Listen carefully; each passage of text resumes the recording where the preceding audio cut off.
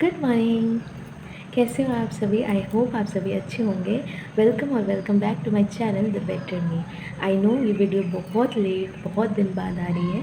मेरे लाइफ में बहुत चेंजेस आ चुके हैं। As you can see, I got married and still I am trying to continue my studies.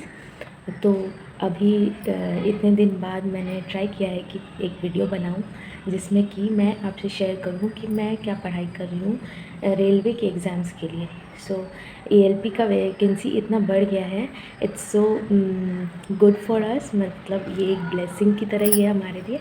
Let's start our preparation properly. अभी भी लेट नहीं हुआ है। वैसे मैं जब से यहाँ आई हूँ आफ्टर मैरिज, हाँ 1-2 हफ्ते लगे हैं मुझे एडजस्ट करने के लिए, लेकिन उसके बाद से मैंने पढ़ाई तो चालू कर दी थी। तो लेट्स स्टार्ट। और मैं आज सिर्फ छोटा सा वीडियो बना रही हूँ जिसमें कि इतना ही बताने वाली हूँ मैं क्या क्या पढ़ाई कर रही हूँ, ठीक है। सो इतने दिन की प्रिपरेशन में मुझे इतना पता है कि जो मैथ्स और रीजनिंग का मेरा लेवल है वो काफ़ी ठीक ठाक है।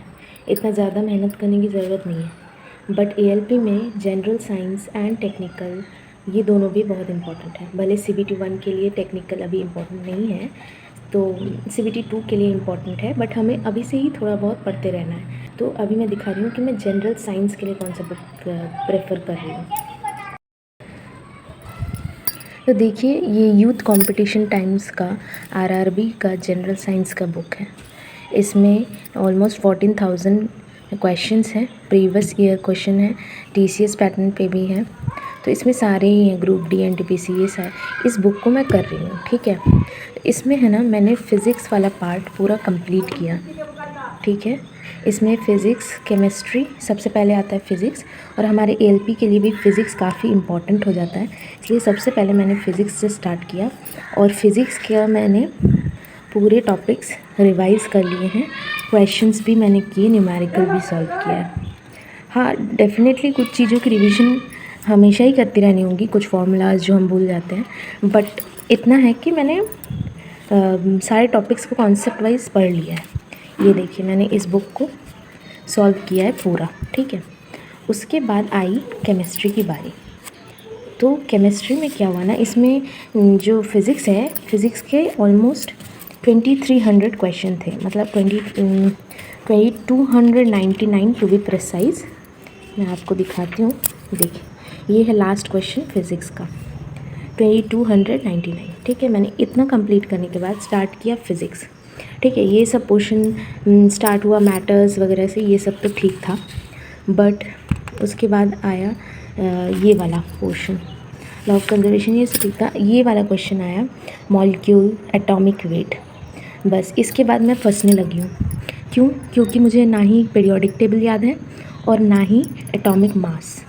सो पीरियोडिक टेबल्स का याद करने के लिए मैंने यूट्यूब से ट्रिक सर्च किया, और आज का मेरा टास्क यही है कि मैं पीरियोडिक टेबल याद करूँ। तो ये मेरा ऑन योर टिप्स एक मैंने नोटबुक बनाया है, जस्ट टू शो यू कि ये देखिए सुबह से मैंने यही काम किया आज, ये एटॉमिक नंबर कैसे याद करना है। तो ये जो ट्रिक्स है ना, जो आप कभी भी यूट्यूब पे सर्च करोगे तो मिल जाएगा। हलीना ने की रब से फरियाद and all that, group wise 18 तक, मतलब एस एंड ये SNP ब्लॉक क्या होता है, और बाकी शायद पीरियड, हाँ D ब्लॉक का पीरियड वाइज होता है। तो ये चीज़ मुझे रिवाइज़ करनी है और याद करना है प्रॉपरली, उसके बाद ही मैं इसको आगे करूँगी। क्योंकि क्वेश्चंस ऐसे हैं ना कि आपको याद करने होंगे। मतलब ये देखो, यहाँ पे एटॉमिक मास की ज़रूरत पड़ रही है, नहीं पता होगा तो कैसे आंसर करोगे। बहुत ज़्यादा ज़रूरी है कि याद हो, और रेलवे में ऐसे क्वेश्चंस आते हैं, इसीलिए मैं कर लेती हूँ, उसके बाद आपसे मिलूँगी। होली के जैसा ना एकदम ब्यूटीफुली कलर्ड पीरियोडिक टेबल, इस पे फाइनली आज की क्लास में ना हम फाइनली मैंने केमिस्ट्री का सेशन एंड किया है। और जो ट्रिक थी ना, जैसे हलीना ने की रब से फरियाद, बेटा मांगे, कार स्कूटर बापरा जी, ये सब जो ट्रिक है वो ग्रुप वाइज है, ठीक है।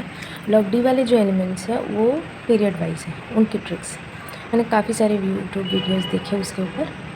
बट आई रियलाइज्ड कि मुझे जो है एग्ज़ाम में क्वेश्चन पूछे जाएंगे, मान लो atomic number of any element, may be sulphur और सिलिकॉन एनीथिंग, तो तब मुझे कैसे मैं फटाफट से उसको रिकॉल करूँगी। सो आई रियलाइज्ड कि ये जो ट्रिक है ना वो उतना यूज़फुल नहीं रहेगा। मतलब मैंने अभी ट्राई किया ऐसे लर्न करने का, hydrogen, helium, lithium, beryllium, boron, carbon, nitrogen, oxygen, fluorine, neon, इस तरीके से मैंने ट्राई किया है याद करने का। तो इससे क्या होगा ना, ऐसे उंगली पे काउंट करती जाऊँगी और एलिमेंट्स के नाम लेती जाऊँगी, तो सीधा मुझे एटॉमिक नंबर भी मिल जाएगा। अगर मैं ऐसे हेलिना ने की रब से करिया तो पूरा मुझे पीरियोडिक टेबल लिख के रखना पड़ेगा एक साइड में, फिर जाके क्वेश्चन सॉल्व करने पड़ेंगे, या फिर माइंड में भी करो तो थोड़ा ज़्यादा टाइम टेकिंग होगा, मुझे ऐसा लग रहा है। इसीलिए मैंने क्या किया है कि उसको मैंने ऐसे लर्न करने की कोशिश की है, और अभी तक मैं क्रिप्टन तक याद करने में सफल रही हूँ, और बाकी के एलिमेंट्स कल याद करूँगी। आज मैंने केमिस्ट्री का सेशन इतना ही किया, साइंस में मैंने इतना ही किया।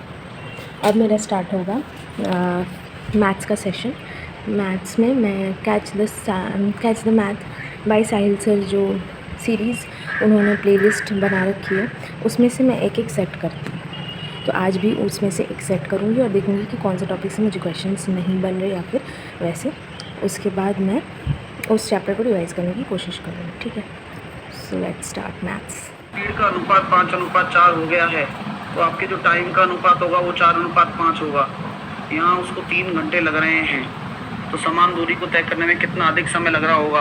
तो एक रेशो की वैल्यू निकाल दीजिए। एक रेशो की वैल्यू हो गई 3/4। फाइनली मेरा कैच द मैथ भी हो गया है। 25 क्वेश्चन सर ने कराए थे, जिसमें कि 2 मैंने क्वेश्चन गलत करे थे, और सच बताऊं तो जो सर टाइम दे रहे थे ना उसमें नहीं हो पा रहे थे कुछ क्वेश्चन।